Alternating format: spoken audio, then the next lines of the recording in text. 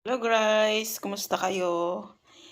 Magluluto tayo ngayon ng hapunan. Ang iluluto natin ay ginataang gabi, dried taro leaves. Yan, may nabili tayo sa Asian market guys.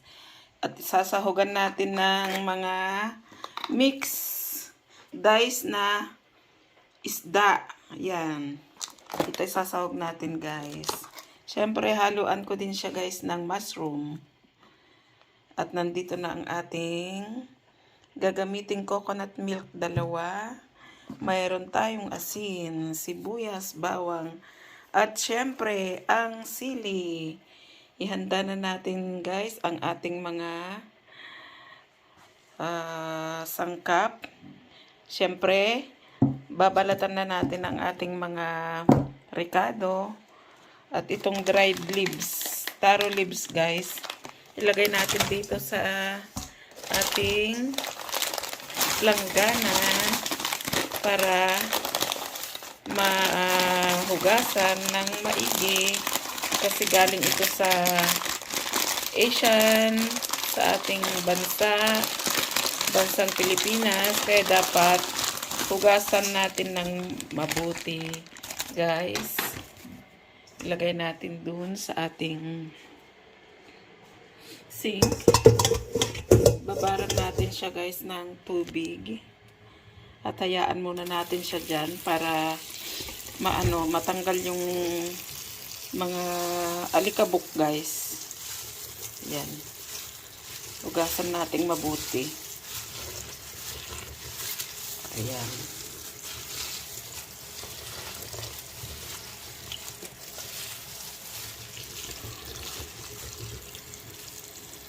Bayaan muna natin siya dyan guys na nakababad habang hinihiwa natin ang mga ricado natin. Sandin natin guys ang ating mushroom. At saka natin hiwain ng pino. At syempre isama na natin ang ating sili guys. Hugasan natin ng mahusay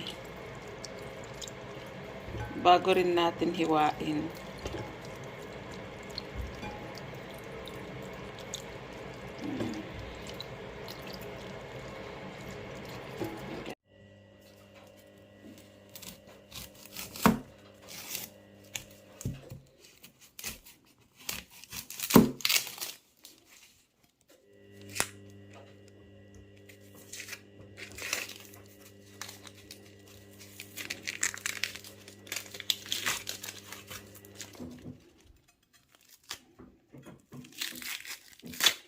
Ayan guys, napakalaki ng ating sibuyas. Parang singkamas sa laki.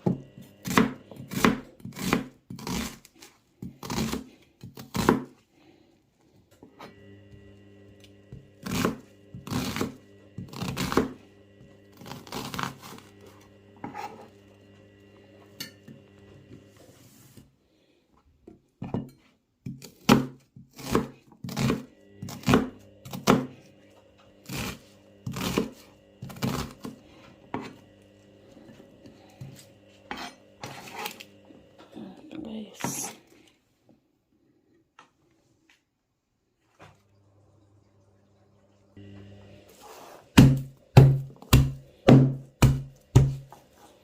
Ayan guys. Pukin na lang natin ng ang mga bawang para madaling malinis. Oh, yan, babalatan na lang natin siya guys. Oh, easy. Easy to prepare. Ayan, isa-isa na lang natin babalatan kasi napukpok na natin ng bote. Ganyan lang siya guys. Oh, kung gusto mo naman hiwain ng mapino. Oh, yan lang sa guys. Napakadali.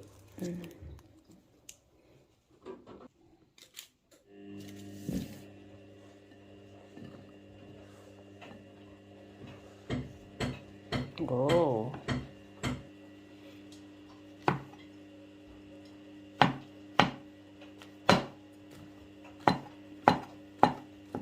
Ito yung mushroom natin guys, hiwain natin.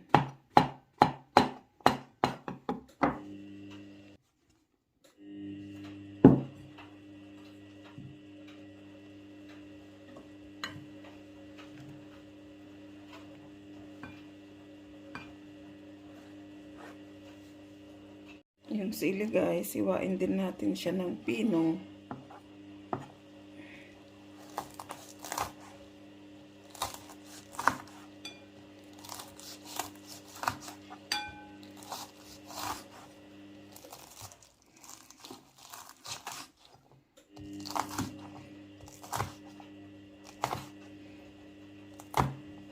Ayan siya guys. Isalang na natin ang ating kawali guys.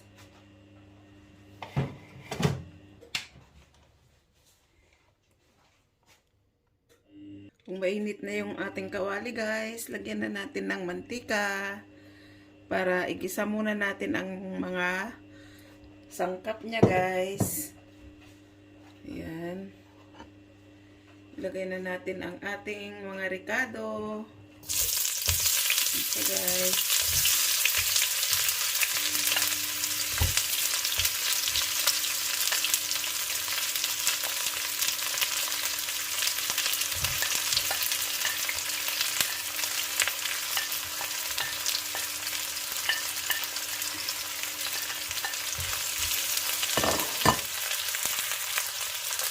Yan, pag mapula na ang ating ricado guys, ilagay na natin yung ating sili.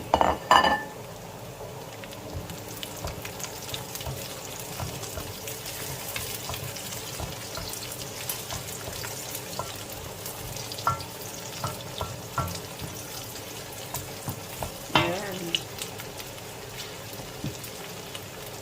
Ilagay na rin natin guys yung isda na pangsahog natin guys. Ayan, para masangkot siya. Ayan mo guys.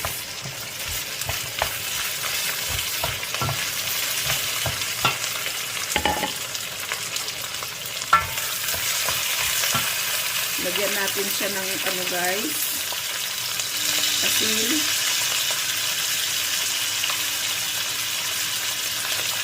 Ayan.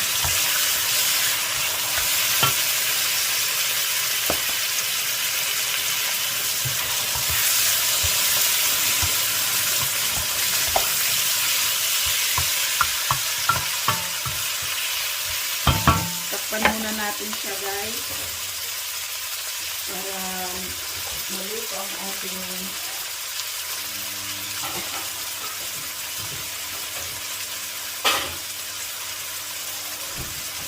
takpan muna natin.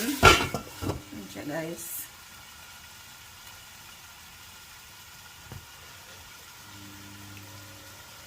Check natin guys.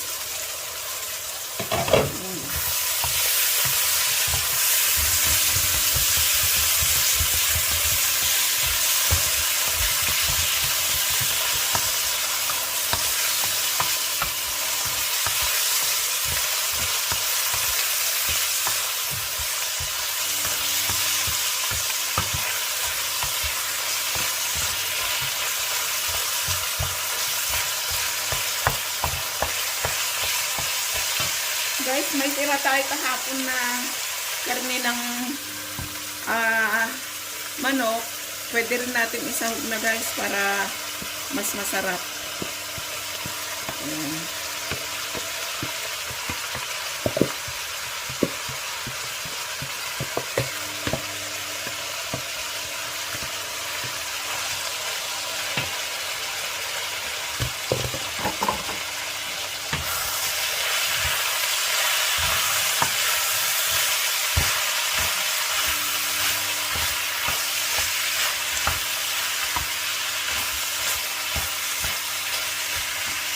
Pwede na natin ilagay yung ating gata guys. Ito na yung ating coconut milk.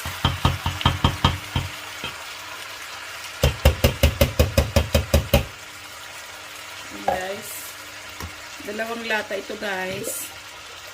Para very yummy ang ating gagataan.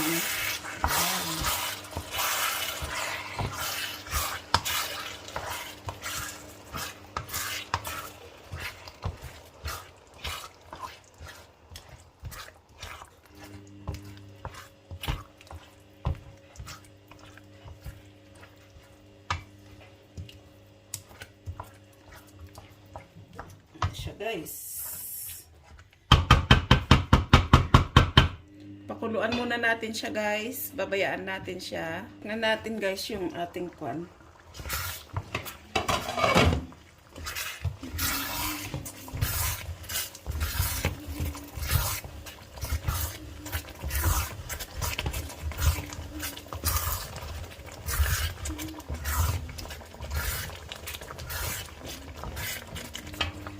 Guys, pwede na nating ilagay yung ating mushroom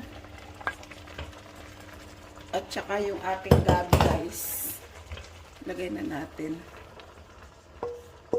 Bayaan lang natin siya dito guys. Takpan natin hanggang sa maluto.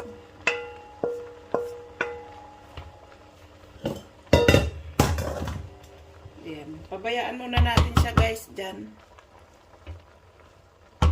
Para maluto yung ating gabi. Guys, check na natin guys. Haluin natin ang ating ulam. Baliktarin natin siya guys. Para maluto yung nasa ilalim.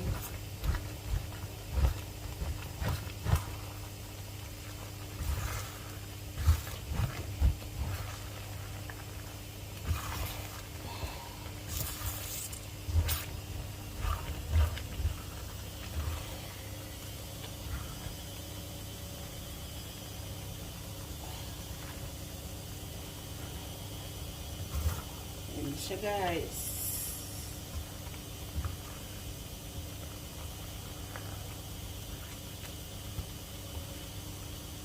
Guys, pabayaan muna natin siya dyan hanggang sa kumonti ang kanyang sabaw.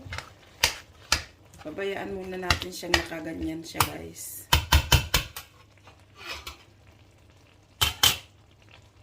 Guys, ayan na ang ating ginataang